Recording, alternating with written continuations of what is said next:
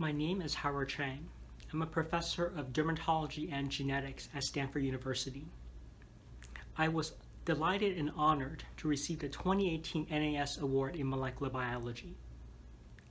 My award was for discoveries in the non-coding genome.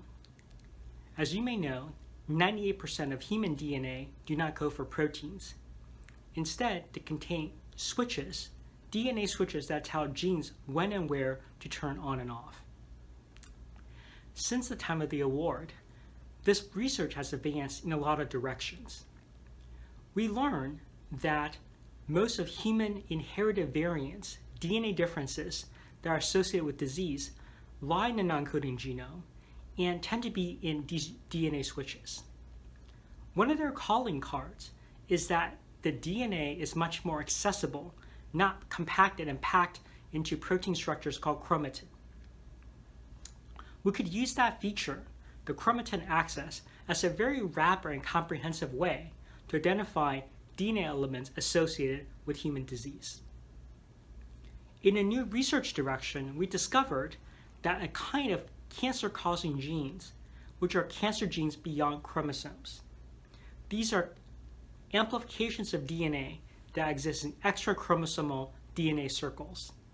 It turns out that when cancer genes liberate themselves from the genome, the extrachromosomal DNA becomes much more accessible, and every molecule can support many more copies of the cancer-causing transcript. We're now learning how to use that feature against cancer itself to develop new cancer therapies.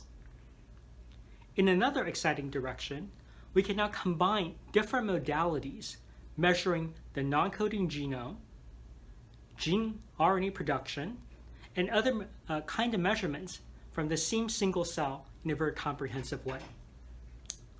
That analysis recently helped us in the first in-human test of the CRISPR gene editing technology for cancer immunotherapy. 3 different gene edits were done at the same time to make cancer's immune cells more capable and active in fighting cancer. And it turns out that many combinations of edits could be made, but only a subset tracked at a single cell level really help the T cells. These advances are still continuing, and I think will make it possible for really personal and comprehensive analysis of DNA makeup in the near future.